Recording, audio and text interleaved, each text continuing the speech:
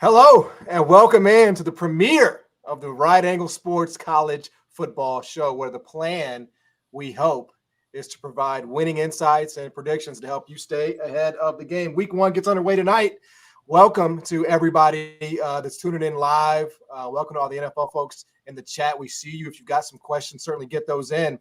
My name is John Martin, and I am privileged to be joined today by the man of the hour, who they have all come to see. They've been waiting for an hour or more. One of the sharpest minds in college football betting, Eddie Walls. Eddie, before we get into the format of the show and how this is going to work, this is a new thing that you're doing here with a regular college football show at RAS. So what made you want to decide to do this?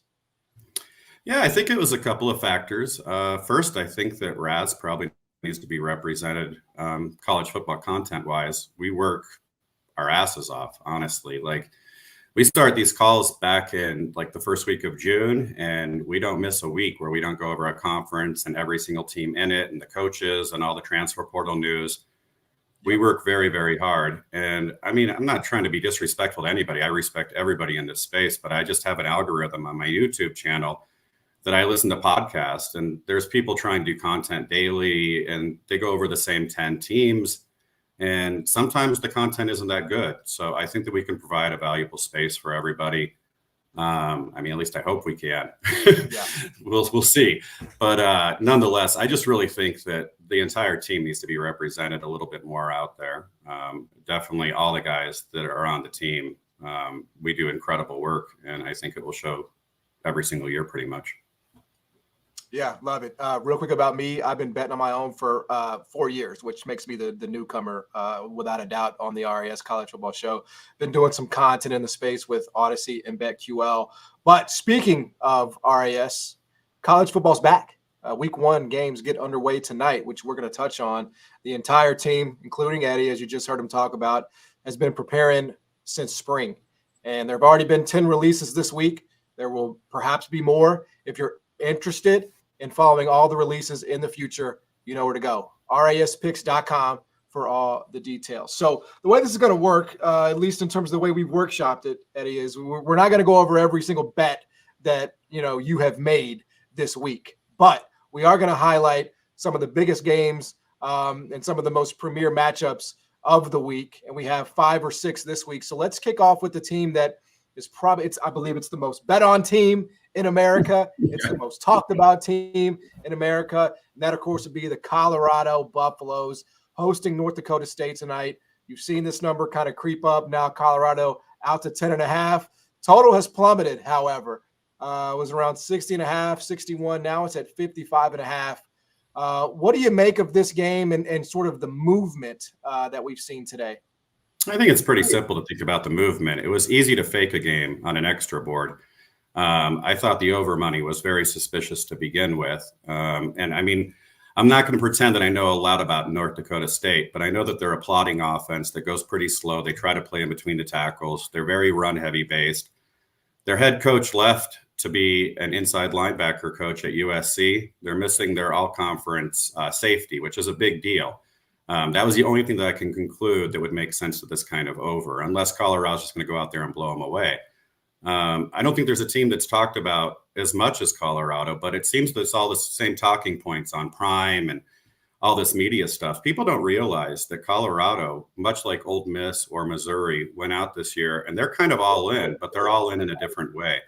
They spent all their resources on offensive line and defensive line. The fact that the total was being jostled up so heavily was very alarming to me. If they're going to be a different team than they were last year, they're going to play a little bit slower, especially when you get rid of Sean Lewis, the offensive coordinator that plays at probably the fastest pace in college football. You bring in Pat Shurmur, which is a more pro-style offense. I do think that Colorado tries to run with this offensive line that's heavily, upgraded from a year ago. The defensive line doesn't have nearly the holes in it. They brought in Warren Sapp as the defensive line coach. He seems to be very, very highly regarded by all of the staff and all of the kids there. The under made sense for me at 55.5. It's a clear stay away for me, but I'm very intrigued. And if you want to look for things to look forward to in the future when it comes to Colorado, see if they can run the ball, see if they can stop a very big offensive line at North Dakota State. that they probably couldn't have a year ago. They had to play in shootouts early in the season because they just didn't have the bodies on the inside. We'll see if these 4-star and some of these 5-star kids pan out immediately and what they have to work with. If they go out there and they're throwing the ball every single down because they can't get anything done, and their offensive line looks as weak as it did last year, and Sanders is on his back a lot, I mean, then Colorado isn't what they hype themselves up to be. And a lot of that, I don't know if they hype themselves up to be, but when you have people taking shots at very, very long futures with them, people have a lot of belief in them. Not the same belief they have in Ole Miss or Missouri or these teams that went out and bought tons of players. But I mean, they are an interesting future. You could see anywhere from 5 to 11 wins if they're really cracked up to be everything they're supposed to be. Wow. But at the same time, I don't have that high of expectations of them personally. I think they're a 6-7 win team. I think they're a bold team, which is great. This is a team that won exactly one game 2 years ago. And Brandon Lewis of Nevada, who you probably saw on Saturday if you tuned into Nevada, had a noodle arm, and he was their starting quarterback. They had no talent whatsoever. So this program has been elevated. And it's exciting if you live in Colorado. I'm not a Buffs fan, but it is exciting to actually have a team. You couldn't even find them on local television 2 or 3 years ago. I mean, it was just, they were an afterthought of a program. Air Force got more coverage in local news than Colorado for good reason. Right. So it's an interesting game. There's lots of things to look for. I'm more excited to see whether or not some of the, not just the offensive linemen, but Shepard, the wide receiver from Vanderbilt, does he have an impact? Is Jimmy Horn back from injury all the way? There's a lot of things you can look for in positives and negatives in Colorado that will help you throughout the entire season, I think, right away. Yeah, you mentioned that the total is completely gone, but I would ask, given North Dakota State, it's a step up, but they're different. They have some injuries in the secondary, obviously, an All-American type safety. Any thought maybe here to Colorado laying 10.5? Yeah, I mean, again, I don't know enough about North Dakota State. A lot of ratings have them very, very good still. I can't possibly make a number if I don't know about both teams, so I wouldn't be comfortable giving you a side. I was really pinpointing the under there just because I thought that the tempo would be a lot slower than a lot of the opponents that Colorado would play throughout the entire season. But I'm not comfortable giving out an under 55.5 when it was 60 in the morning, so. Yeah, totally understand. We'll have an eye on Colorado all year long. There's no question. Dion will have it no other way.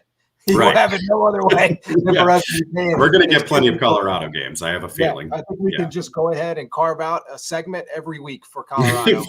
Pretty much, that's a safe assumption. All right, let's move on to some other games. We have a Power 5 matchup tonight. We have North Carolina at Minnesota. This number has kind of gone back and forth. North Carolina -1.5 on the road here at Minnesota with a total of 51.5. What do you see here, Eddie? Well, we have a huge line flip in this game. And so Minnesota got all the way to -3.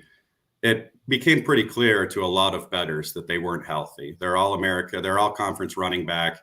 He doesn't look like he's going to be a go. The wide receiver, everybody's shaky on the news there. The biggest thing that I took away from Minnesota throughout the entire offseason is they lost a really special defensive coordinator. I think that they play very, very slow, methodical football all season long. I don't know why PJ Fleck would get away from that. I wish he would, because he was an offensive guru when he was at Western Michigan. But right now, I see a very plodding offense that likes to run the ball. And the quarterback that they got from New Hampshire, I'm hearing all offseason how good he is at checking down. That doesn't sound like a team that's going to be very aggressive on offense. They have the offensive line, no doubt about it. They got some big bodies in there. There is rain in this game. It's going to start off raining, probably a 45% chance that it continues throughout the game. So there is a little bit of curiosity from me there why this total hasn't moved down. I imagine that it might start. Looks like it's starting to trickle down a little bit now. I have a very hard time dealing with North Carolina unders personally. They just play so fast. You have an All-American running back, All-American tight end. There is a live betting opportunity here, though, that I think that anybody could take advantage of. So North Carolina's going to play with two quarterbacks. Harrell is more of a runner, more of a dual threat capability guy. If you see him in, they're going to try and run the ball with him rather consistently. If Max Johnson is in there, he's a passer. I mean, he's a pocket passer. So I'm kind of looking for spots here. If they can't run the ball effectively and they go to Johnson early, I do have problems with Minnesota secondary. They're still young. They didn't look good last year against good passing teams. So I'll probably get involved somewhere live in this game. For right now, It's pretty much right on the number everywhere across where I made it. I don't feel comfortable with betting Minnesota. If they got to 3, I would definitely consider it. At 2, not so much. I'm right around pick on this game. 2 isn't making me excited either way. There you go. Live betting opportunity. Just pay attention to who's under center there from North Carolina. And obviously it's a Power 5 matchup on a Thursday to start the season in week 1. So limits should be pretty decent there. Just pay attention to who's under center for the Tar Heels. Okay, this is a slobber knocker right here, Eddie. Clemson, Georgia. It's not technically at Georgia, but we know that it's essentially at Georgia. Sure. And this is minus 13, total of 48.5. This is what feels like a semi-promising year for Clemson. Obviously ranked 14th in the country, but Georgia is returning damn near everyone. Clemson keep this within the number. And I think it's amazing that we're asking this question about a program that has won national championships in recent years, and we are asking, can they even keep it in the number? What do you think? Yeah, I mean, there's a lot of upside in Clemson this year for me personally. Everybody wants to look at last year and the couple of years. There's a couple of things that you want to look for in Clemson right away. I don't have a play on this game. I never really came close to having a play on this game. I do have a couple of totals that go like in the 50 and a half range. But at that point, I almost feel like I'm a Georgia better. You know what I mean? Like, I feel like I'd almost be laying Georgia with that. This defense for Georgia is super legit. Clemson, on the other hand, has holes on their defense that they're just young in the secondary. They lost an NFL cornerback and an NFL safety. They lost another safety, the transfer portal, that was really good. So their secondary might not be up to snuff. They are going to play faster than last year, you would think, and they probably have more success. But is this the spot where I really want to get involved with an over against a Georgia defense that probably has, 6 or 7 NFL prospects this year? Probably not. Also, Georgia is missing 2 key running backs. They're going to replace Bowers with an All-American type of guy from Stanford, Urasek. They've got weapons for sure. I just don't feel comfortable. I mean, I'm at Georgia minus 13.5. I'm right on the number there. If I'm playing the over, then let's face it, I'm kind of hoping that Georgia scores rather quickly. Clemson plays fast, doesn't have any hiccups. But what I'm more than interesting to look for here is, how does Klubnik look? This is the best defense he's going to play all year long. I'm very, very concerned with what I saw last year, but I'm always very optimistic in the second year under Riley. That's a real OC running a real offense. I just really feel like this is a game that you can watch and learn a lot of. Maybe not so much Georgia, but you can learn a lot about Clemson. I mean, if they can't do anything here, do you throw in the towel on them? Probably not. But you got to look for positives. Can they get 17, 21, 24 points? If they can, then they are a serious contender to make the playoff and win the ACC. If they get shut out, and this is a 35-7, 35-10 type of game, then, we are what every talking head thought they were in July. From your perspective on Georgia, I do want to follow up there. There have been years, it feels like, where the gap between them and everybody else was absolutely massive. You think about that national championship game where they just would not stop punishing TCU. How would you sort of assess that in this college football season, the gap between Georgia and the rest of the country? Is it as wide, or has it closed up? I think it's starting to close up. So you can only have so many 5 stars and 4 stars on your team that you don't get on the field before they start leaving. And Georgia has depth issues this year. I mean, it's very clear. There's certain spots on their roster to where the starter is, probably an NFL player and the backup is a freshman.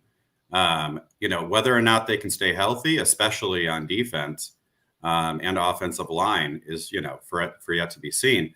But I mean, this is the year where if Georgia does suffer some injuries, it could be kind of dicey for them. Are they the most talented team in college football? Probably. I mean, them and Ohio State. I think both of those two teams, you can bet at like minus even money, whether or not they win the championship this year against the field. So, I mean, college football is going to be college football. There's always going to be heavyweights. Georgia is definitely one of them. Ohio State's probably not, another one. You can probably name 2 or 3, every single year. And you can't take anything away from Georgia. I mean, they haven't lost a regular season game in 3 years, I don't believe. So definitely a strong team. Absolutely amazing. Shout out to everybody who is watching live, over 250 people watching live. Certainly, if you have any comments, DT plus the points says it's frustrating when I hear this about the UGA defense being super legit when less than a day ago I hear another market influencer saying that this defense isn't what it used to be. I'm not asking you to speak for another market influencer here, though, Eddie, but what would you say to that? I mean, show me the holes that like you're really, really concerned about. I can't seem to find any. I mean, maybe a Georgia beat writer knows more than I do. That's definitely a possibility. But when I was doing previews of Georgia, I was like, do I downgrade their run defense? I don't see why. I mean, you're restocking with 5s and 4 stars that have been waiting and got plenty of experience last year playing in blowout games. It's not like they're missing a bunch of snaps. It's not like anybody's going in as a true freshman and is going to be completely blinded by the lights. I mean, it's ridiculous that I personally think it's almost unfair that one team can have so many blue chippers on their roster. And I mean, if you're looking for bad defenses, you're probably not looking for Kirby Smart to have one. Yeah. I mean, that's not exactly the guy that you're going to pick on for having a bad defense personally. Yeah. All right. A few more games that we want to touch on here today here on the premiere of the RAS College Football Show. It's been fun. Who would have thought that a Grizzlies fan and a Nuggets fan could coexist like this for this amount of time, Eddie? But we're finding a way to do it here today on the show. All right, let's go. Penn State, Drew Aller is back in a rematch from a year ago when Penn State won 38-15 in Happy Valley. Penn State -8 at West Virginia. Aller certainly one of the more promising returning quarterbacks. Is this a lay it on spot for the Nittany Lions? What do you think? If it gets to 7, it will be for me. I think 8 is about, I'm right around 9.5, I believe, but 7 would be a play for me. I think that Penn State has a ton more talent and probably, I think that people are overlooking how good Colton Ecke is, the offensive coordinator they got from Kansas. You couldn't run the ball, even with all those massive offensive linemen at Penn State the last couple of years. That's going to change. I do have problems with the receiving core for Penn State. I don't know who they're going to be throwing to where they get big gains out of. But Colton Ecke is going to make sure that you have explosive plays if it's anything like the past. I like West Virginia. I mean, I don't think that there's a lot of negatives to them other than the fact that they, too, have to depend on the run. A lot of us kind of like the over at the beginning of the year. We never got around to betting it, and we won't. Just because we have 2 run-based offenses at this point. I don't trust that Penn State's going to have a bad run defense, even though they're losing a few key guys in the middle there. I personally think that Penn State is a very, very talented team. I think that Drew Aller gets a pretty bad rap for kind of running a vanilla system that he was forced to. I think that they'll open that offense up a little bit. West Virginia, whether or not they cooperate to an over is going to be completely dependent upon whether or not we see those new faces at Penn State on the defensive line cooperate with that. It's just a pass on the total for me. I am looking for spots to play Penn State, to be perfectly honest. I don't think that this is the best spot. I don't know if we're ever going to see like the best spot, because then I'm going to on this game, because that's going to be like Ohio State, Michigan type of teams.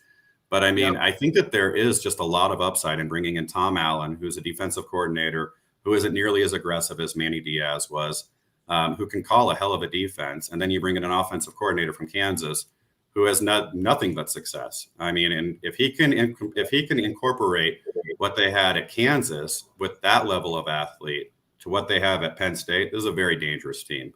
I like them quite a lot this year. Yeah. So if you missed it, Eddie said, he's got that around 9.5. So it's at 8. Hey, if you want some college football action on a Saturday, right? There are worse sides than Penn State -8. Right. There you go. So Jason M asked, by the way, what do you make of the helmet communication rules? Faster, slower, more points, less points, no difference. What do you think? I mean, I have a 2-game sample size to go off of right now, so obviously slower. No, I'm just kidding. Bet everything under. No, I think that we will see. I think that we will see teams that go fast go faster than ever. Teams that go slow will go slower than ever, and there will be a good mix. It's going to be, a shock to all of us to which teams do that. Right now, you're purely guessing. I mean, a lot of people take week 0 results and think that they found something. There's going to be 134 teams kick off here in a little while, and everybody has worked with this for the last couple of months. Results are going to vary. Do I think that there's going to be major mess ups in the first couple of weeks with this, and especially inexperienced quarterbacks? Absolutely. How you plan on attacking that, I'm not exactly clear. I do think that it's absolutely insane to me that, like, on Monday morning, everybody was freaking out. And I just saw it on every single show. And everybody that I talked to was kind of like, hey, this could be a great spot to carpet bomb all the unders in college football. You're definitely going to see teams take the 15 seconds. There's going to be coaches that absolutely do that before they even get the play call in, to take as much time off the clock. It's a huge advantage for everybody involved, but people always think about offense first with these. The headsets are on the defense too. They're going to get a read on what kind of formation is being put out there. So it's going to be a wait and see approach for me. I haven't varied what I do every single year, which is just make a number and bet a number. I can tell you that. Right. But it's interesting. You think it will accentuate, like, whatever style these teams play, you think it could accentuate whatever that style may be. If it's fast, it means the fastest. Slowest might be the slowest. Yeah, absolutely. I mean, like, if you have an offensive coordinator that already likes to get the plays off in 20 seconds or less, why isn't he just putting 4 plays in the quarterback's helmet and he just calls one play at a time as soon as the ball gets touched? You know what I mean? Like, I think that really works in that kind of offensive coordinator's favor. If you have a defensive-minded coach, then obviously you're going to see plays vary. But I mean, we didn't get a very good sample size, but I mean, SMU was like 21 seconds in the first half. They slowed down when they were behind because they had some quarterback issues, and they probably didn't expect to be in a game, at Nevada, week 0. But yeah, I think it's very, very interesting. And I mean, if you have a theory on it and you're willing to, you're risk averse and you want to try out some of these theories early in the season, I say go for it. Like, whatever you want to do with anything, just run with it. Like, don't worry about it. Good comment. We'll definitely be monitoring, how that looks, in the next couple of weeks. This is, for me, the most interesting game of the week for a variety of reasons. But you have two coaches that are under immense pressure. Mario Cristobal to prove that he can win with this talent, and Billy Napier to prove that he can win at all. Miami at Florida, Miami minus 2.5 with a total of 54. I will just tell you, it's a little tempting to be getting points with a home SEC team, but I know it's not always that simple. What do you see in this matchup, Eddie?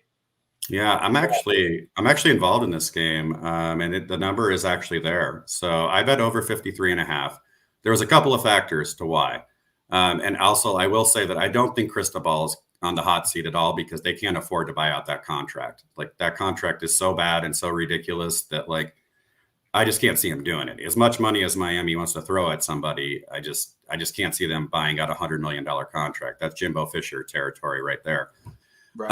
And obviously, Miami, Florida is a different team this year. I mean, they spent a ton in the transfer portal, and they got some serious pieces. I mean, Damian Martinez, I think, led the entire FBS in yards after contact while running last year. Cam Ward is a different kind of quarterback than we've seen at Miami in a very, very long time. They have pieces at wide receiver that weren't being utilized the last couple of years, and they're going to be utilized, I'm pretty sure. The biggest factor to why I play the over in this game is because I have question marks behind both teams' secondaries.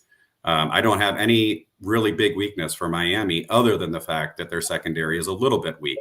People forget that Miami's offensive coordinator, too, is an air raid guy.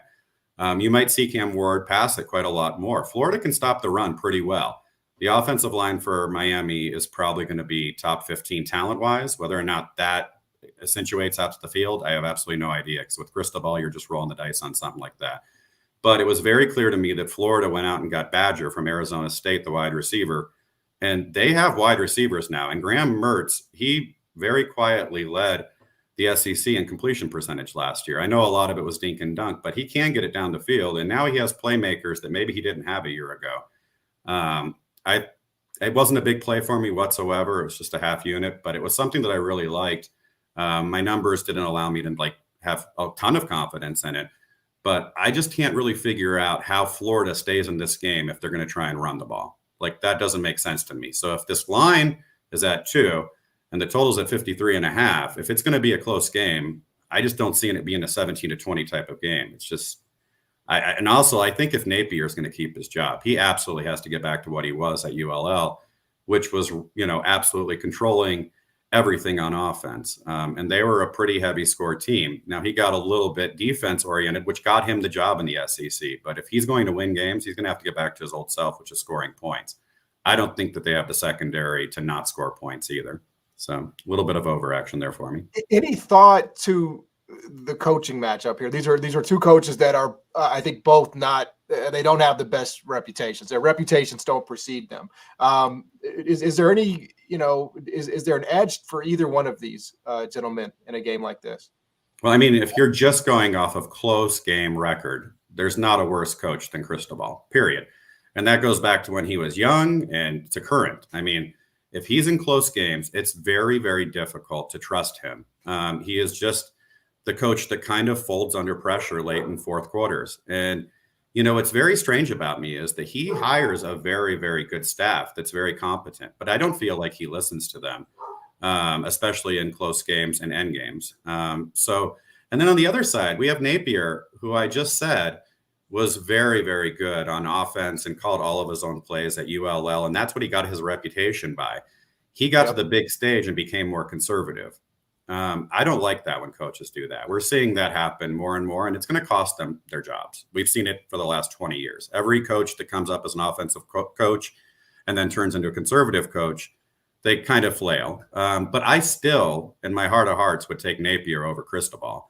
Yeah. I just think that Cristobal makes some very, very bad decisions, not only late in games, but with timeouts, field position. He's conservative one game, and then he gets frantic. He kind of reminds me of, like, I hate to use an NBA reference, but Thibodeau of the Knicks. He plays fast when he's behind, and he plays slow when he's ahead. And it's just like, it's never the same thing. There's never a consistent effort for Miami. And there was never a consistent, people talk about how Cam Ward's going to make such a difference. I saw him not do anything with Justin Herbert. I don't know if I can trust a guy like that had that kind of talent. Already, we've already seen what he does with great talent. It was crazy that, he got this contract, he got this spot. They have so many resources. They put into so many players. You really do have just a head coaching problem, in my opinion. So I would take Napier over Cristobal. Yeah. So great stuff. Great breakdown there. Again, over 53.5. It's 54, but at least that it's close enough. It's a half a point, Sure. Yeah, let's move to a very intriguing game in its own right. This is a rematch of sorts because it's Mike Elko and Riley Leonard, just on different sides now, different sides of the field.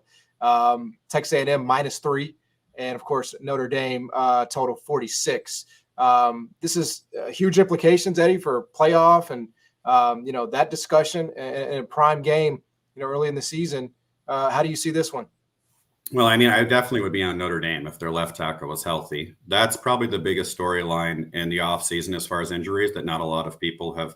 I guess enough people have talked about it. But that left tackle for Notre Dame really changes a lot of how I think of the team. First of all, I think that they made probably the best quarterback decision for their program, bringing in Riley Leonard. Now I feel that Riley Leonard is probably not going to be the passer that I expected him to be.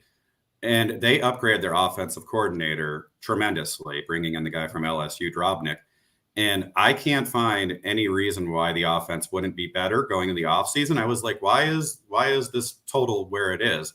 And then you lose the left tackle, and now it feels like 46. I mean, I'm not going to say it's high by any means. I mean, but in the summer, I was probably 49, 50, somewhere in there. And then you bring in Colin Klein from Texas A&M. He's a great runner, but then they lose their number one running back in Reuben Owens.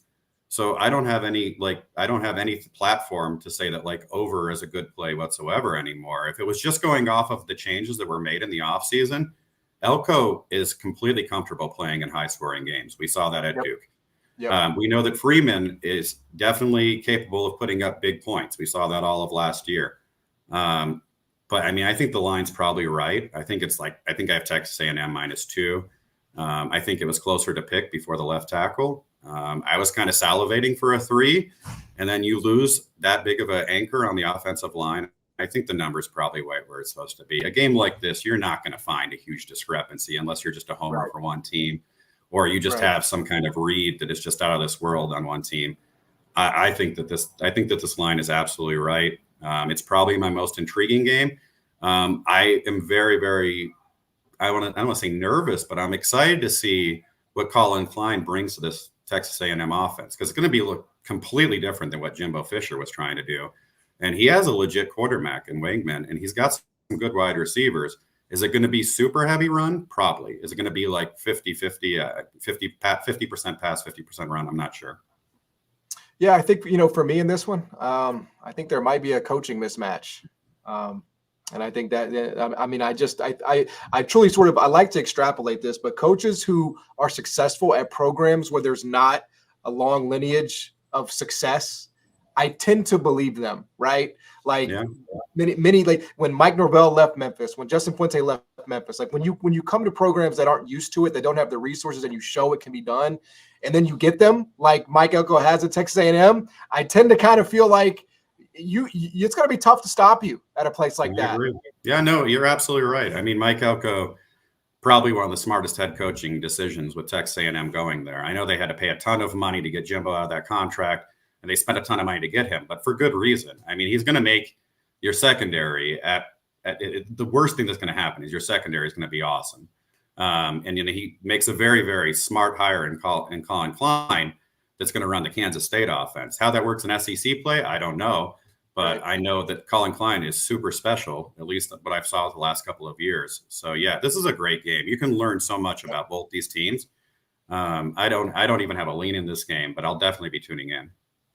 And finally, this is on Sunday. It's a standalone LSU USC in Vegas. I believe now we got 6 here. I think it's 4.5. Maybe it's 4.5 in some places, 6 others. It's been hit down at some spots from 6. But we can use 6 just as a baseline. But I think it is 4.5.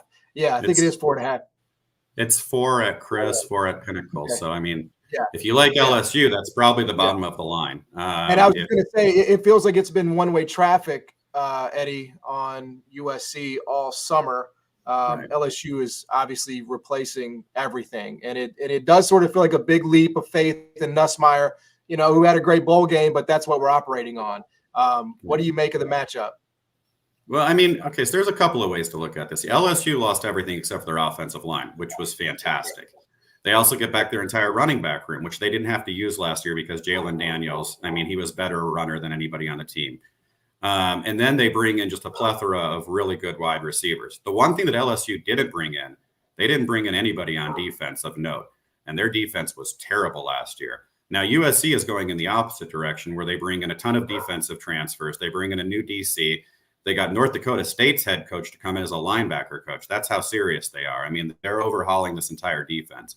That being said, I think it takes a few weeks for that to work out. I think that both these coaches are completely comfortable in who they've become. I think that Chip Kelly was very comfortable last year in being the guy that's going to play a 40-37 game, and he's going to do it on the road or at home. I like the over in this game. 64.5 is a little bit rich. You can find some 64s out there. But I just feel like if we were to play this game last year, the line is 82. That's like that. It's about a 41, it's about a 48 to 40 type, it's a crazy shootout type of game. I don't think that I can see where like the progress has come so quickly. It's going to take a couple of weeks for USC, unless Bear Alexander just plays out of his mind. They don't have the bodies up front. I can't find any defensive linemen that are going to be able to get a lot of pressure on Nussmeier. And then we're talking about Nussmeier's bowl game. Let's not forget about Miller Moss's bowl game. I mean, that dude looked every bit like Caleb Williams to me, and he didn't lose that many weapons on offense whatsoever. I don't have any distrust in Lincoln Riley running a good offense. That's just never going to be a problem for me. So, yeah, I definitely am going to be watching every snap of this game. And, hey, I could be completely wrong. Maybe this is like the biggest turnaround that's ever happened in 17, practices plus bowl practices. Maybe the defensive coordinator from, Lynn from UCLA is able to work wonders. Maybe LSU just tries to control the clock with that big offensive line. But, I mean, this is too big of a discrepancy for me to ignore from one year to the next. I mean, you're talking an 18-point jump down. It feels way overkill to me. I'm not saying that it should be 70. I'm not even saying it should be 68, anything like that. Right. But I think that there's a good vibe for me that I feel like this game is going to have some points for sure. Are you a believer? Maybe it's ridiculous to even ask the question because we don't have any sample size whatsoever. But are you a believer in Nussmeier from what you have seen?